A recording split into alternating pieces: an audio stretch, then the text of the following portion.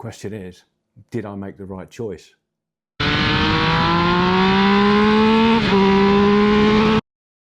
But I mean, really nothing cool about riding a Triumph. Yeah, big ack, thumbs up. A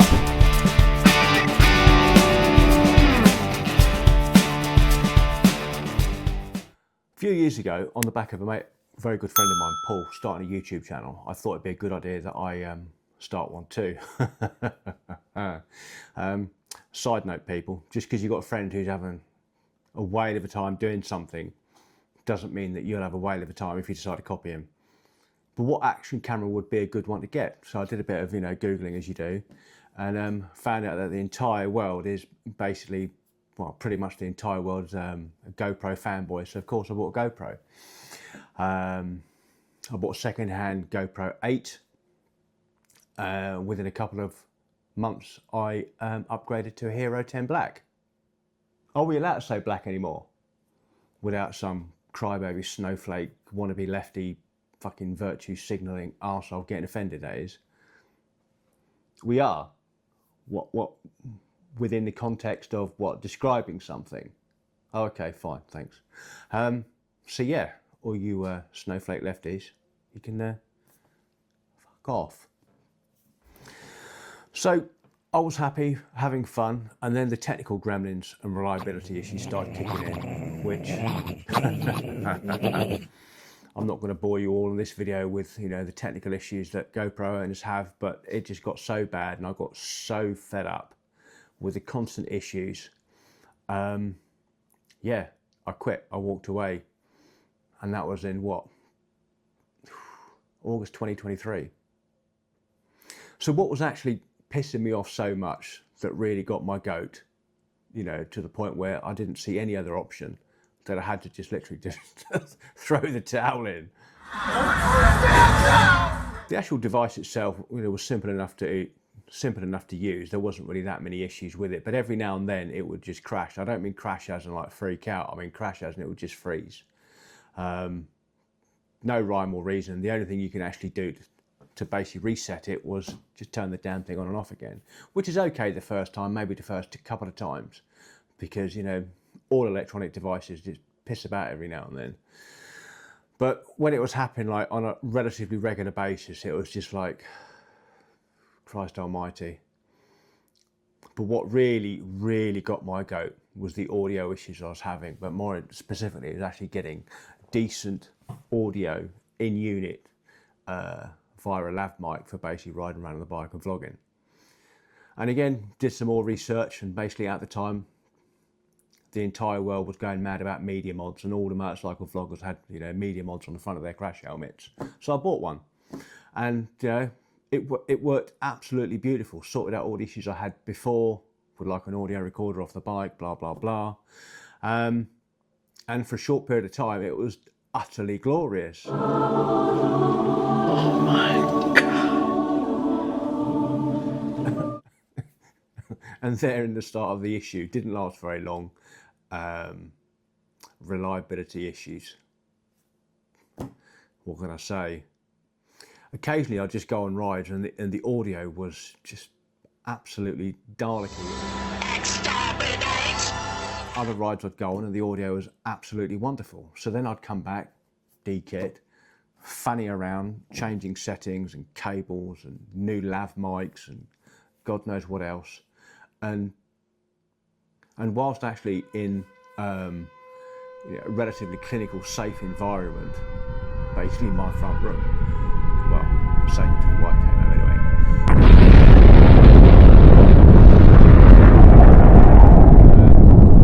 I'd actually sort these issues out. So I think, great, fine. Put it all back on the bike again, go out again, record a video, come back, and the audio was still freaking shit, even though it was absolutely fine when I sorted it out in the front room, dry running it and all that rubbish.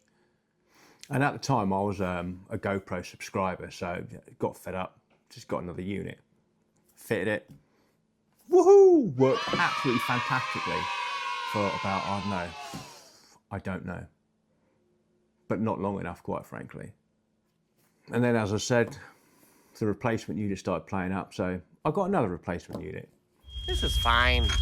I'm okay with the events that are unfolding currently. That's okay. Things are gonna be okay. And then that unit started playing up. But in essence, after the third replacement unit, I thought, no, fuck this for a game of soldiers. There's got to be another way. So the audio recorder I was telling you about, I thought I'd revisit that. So I went online, because when I started looking at audio and that to start with, quality wasn't particularly good, to be honest with you, and managed to find a lot of resources on YouTube of people doing exactly the same sort of thing, but had all the different settings. So over a period of months, over a summer, I basically went out and did test videos using each individual setting separately whilst recording. So literally I'd go out, fanny around, take a video, stop, pull over, fanny around, pull off, take a video, stop, fanny around. And that went on for days and days and days and weeks and weeks and weeks until I went through all the settings. And then I'd get home at the end of every single ride and I'd know which settings I made, because obviously I was talking to the recorder or the camera, telling you, right, I've now changed it to setting from this to this. So I know when I'm watching it back or listening to it back, I knew which settings were actually, on, as it were. Made no fucking difference whatsoever. So now we're in a last chance saloon, as it were. I thought, oh, maybe it's the lav mic. So I bought a whole load of lav mics. You probably heard of them. There's one by Rode, which is friggin' expensive. It's about 50, 60 quid, I think, for this one by Rode. I can't think what it's called now, Lavalier Go or something. I bought a purple Panda mic, and a couple of other mics that were recommended on the World Wide Web. So off I was again, this time with the added faffing around of new lav mics, which is when I kind of got a handle on the settings and the audio made a little bit of difference, but not massively. So I thought, right, definitely the lav mic. So again, pull over, fuck about changing the lav mic. Go off for a ride, come back, helmet off, change the lav mic, back out on the bike, go off. It's just, Christ oh bloody mighty. Made no goddamn difference whatsoever, and I really, quite frankly, getting really depressed with the whole fucking thing, because I thought to myself, surely there's got to be an easier way to get bloody audio when you're riding your motorcycle.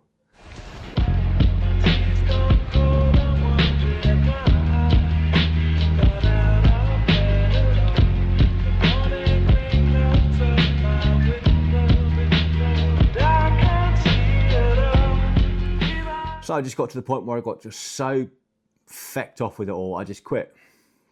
Walked away. Sod this, I ain't doing this anymore. Hey, way to go, soldier. And now here we are, almost 3 years later. A fresh start, and to save myself some heartache, or at least to dull the pain. Most of my content now is going to be filmed off bike and on my almost as old as me trusty iPhone 14. And for the rare occasions when it's actually cold, or should I say when it's actually warm and dry enough for me to actually want to leave the house, I bought these little puppies. This, the DJI Osmo Action 4, which I got in the Black Friday sale just before Christmas, 165 quid. And for the off-bike audio and for the in-helmet audio, which I hope to Christ it bloody works, I bought this, which I'm using now, which is a DJI Mic Mini. So I'll do a follow-up video after I've used this for a couple of months. Let you guys know how it goes on. Is on-bike content going to kiss my fat, hairy, sweaty arse? That is fine when it gets warm enough for me to actually want to go outside longer than it takes to just put the bloody bins out and run back in the house. So that'll be late July then. Anyway, what do you guys think? Do you guys think I made the right choice? Oh, fucking, I do hope I've made the right choice. Stick something in the comments below. Tell me what you think, yay or nay. Should I have stayed with GoPro? Is it a good move going to DJI? Let me know. Thanks very much indeed for watching. I'm Mac, and I'll see you on the next one.